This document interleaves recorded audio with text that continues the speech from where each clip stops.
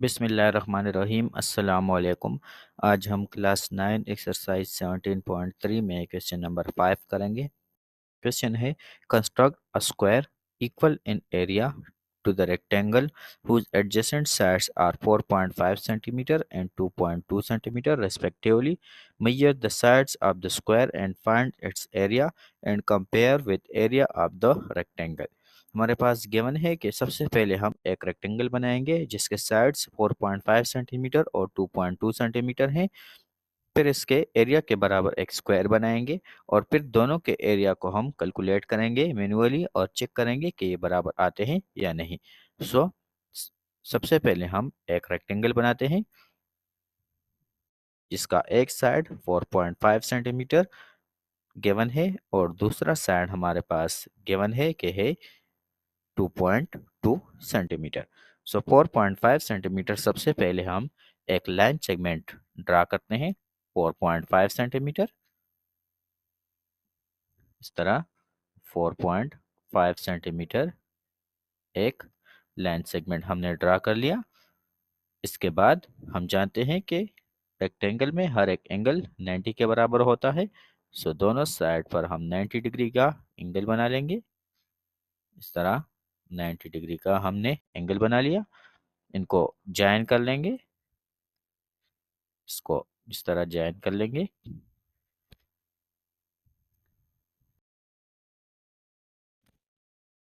दूसरा साइड हमारे पास गिवन है कि है 2.2 सेंटीमीटर, तो हम कंपास खोल देंगे 2.2 सेंटीमीटर के लेंथ का।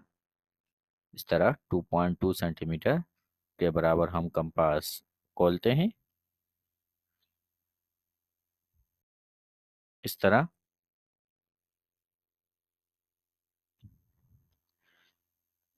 और हम दोनों साइड्स पर इस तरह रख लेंगे इसको। एक यहाँ पर एक आर्क लगा लेंगे और दूसरा आर्क हम दूसरे साइड पर लगा लेंगे इस तरह। इन दोनों आर्क को आप ज्वाइन कर लेंगे इस तरह। इसको ज्वाइन करते हैं तो इससे एक रेक्टेंगल बन जाएगा। इसका लेंथ हमारे पास है 4.5 सेंटीमीटर है ये। और दूसरा लेंथ हमारे पास जो है वो है 2.2 सेंटीमीटर। 2.2 सेंटीमीटर। अब इसको हम नाम दे सकते हैं। इसको मैं नाम देता हूँ ABCD का। A, B,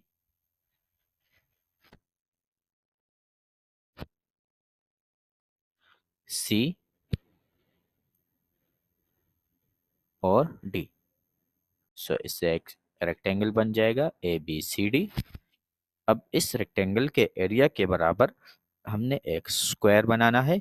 तो सबसे पहले इसके लिए हम इस DC को थोड़ा सा एक्सटेंड कर लेंगे BC के लेंथ के बराबर। और हम जानते हैं कि BC का लेंथ जो है वो है 2.2 सेंटीमीटर। सो इस C को हम यहाँ पर 2.2 सेंटीमीटर एक्सटेंड कर लेंगे। 2.2 सेंटीमीटर इसको इस तरह एक्सटेंड करते हैं। इसको मैंने एक्सटेंड कर लिया और इस पॉइंट को हम नाम देंगे F का, या E का नाम हम इसको देते हैं। पॉइंट E हो जाएगा। इसके बाद हम D और E को बाइसेक्ट करेंगे। तो कंपास हम खोल देंगे, D और E पर रखेंगे इस तरह। कंपास मैंने खोल दिया है इस तरह। पहले मैं रखता हूँ D पर और एक आर्क ऊपर लगाते हैं और फिर वही कंपास हम नीचे रख इस तरह एक आर्क लगा लेंगे। अब हम कंपास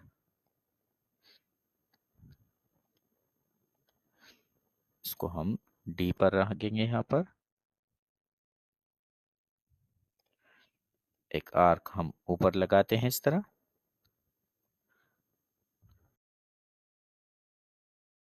और एक आर्क यहाँ पर नीचे लगाते हैं। फिर वही कंपास हम E पर रखेंगे इस तरह ताकि ये बाइसेक्ट हो जाए। एक आर्क हम यहाँ पर लगाएंगे और एक आर्क हम ऊपर लगाएंगे। नीचे आर्क हमारे पास बाइसेक्ट नहीं हुए हैं तो हम इस डी वाले आर्क को थोड़ा सा एक्सटेंड कर लेंगे ताकि इसको बाइसेक्ट कर ले, इंटरसेक्ट कर ले। सो इस तरह हम इसको इंटरसेक्ट कर लेंगे। दोनों आर्क जहाँ पर इंटरसेक्ट हुए हैं उसको ज्वाइन कर लेंगे। तो ये हमारे पास डी ई का मिड पॉइंट हो आ जाएगा। इससे इस तरह मैंने इसको ज्वाइन कर लिया। सो ये पॉइंट हमारे पास डी ई का मिड पॉइंट है और इस पॉइंट को मैं नाम देता हूँ पॉइंट ओ का। अब हम कंपास खोल देंगे ओ डी के लेंथ के बराबर और एक आर्क लगाएंगे। कंपास खोल देंगे, ओ पर रखेंगे, इस तरह खोल देंगे हम इसको ओ डी के लेंथ के बराबर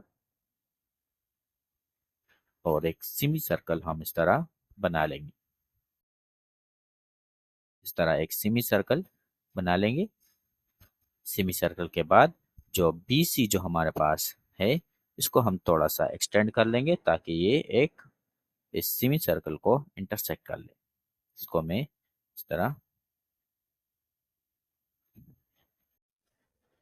और इस पॉइंट को हम नाम देंगे पॉइंट एम का, कोई भी नाम दे सकते हैं।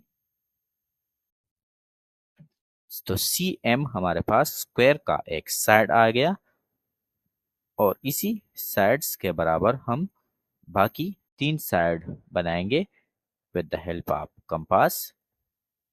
कंपास हम खोल देंगे सी एम के बराबर, इस तरह सी एम के बराबर कंपास खोल देंगे और हम आर्क्स लगा लेंगे। इस तरह सी एम ने सी एम के बराबर कंपास खोल दिया। आर्क हम लगा लेंगे इस तरह, एक यहाँ पर, एक आर्क हम लगाएंगे एम से, यहाँ से यहाँ तक। इस सीई को थोड़ा सा एक्सटेंड कर लेंगे इस आर्क तक, इस तरह हम थोड़ा सा इसको एक्सटेंड करते हैं इस आर्क तक। अब इसी आर्क पर हम ये कंपास रख लेंगे और इस आर्क को हम इस तरह इंटरसेक्ट कर लेंगे। इस तरह इसको ज्वाइन कर लेंगे, इसको ज्वाइन करते हैं इसके साथ इधर और इसको ज्वाइन कर लेंगे यहाँ पर इसके साथ। और एक साइड हमारे पास ये है तो इससे एक स्क्वायर आ गया। इनको हाँ अगर हम नाम दे दें तो ये सी है, ये एफ हो जाएगा। इस पॉइंट को मैं नाम देता हूँ एल का।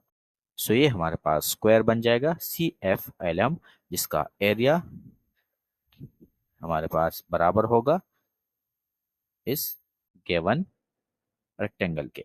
इसका एरिया तकरीबन 3.1 से थोड़ा सा ज्यादा है, 3.2 और 3.1 के दरमियान में है। 3.14 या 3.15 हम ले सकते हैं।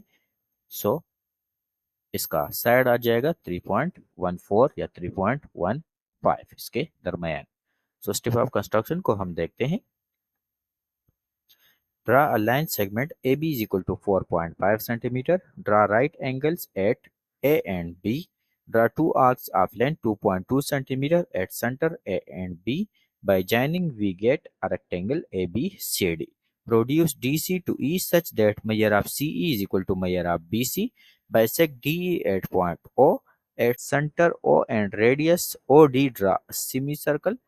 Produce BC to meet the semicircle at M. CM is one side of the required square. Draw three sides of the length CM. So CFLM is the required square. और इसके साथ हमारे पास गिवन था कि दोनों को एरिया कैलकुलेट कर लें। सो एरिया हमारे पास एरिया ऑफ रेक्टेंगल है 4.5 सेंटीमीटर इंटू 2.2 सेंटीमीटर, 9.9 सेंटीमीटर इससे आता है। और एरिया ऑफ स्क्वायर हमने नाप लिया कि 1.4 और 1.5 के दरमियान में है। सो अगर हम इसको 1.5 ले लें तो इससे अप्रॉक्सीमेटली आता है 9.9 सेंटीमीटर। तो मीन्स दोनों का एरिया सेम है।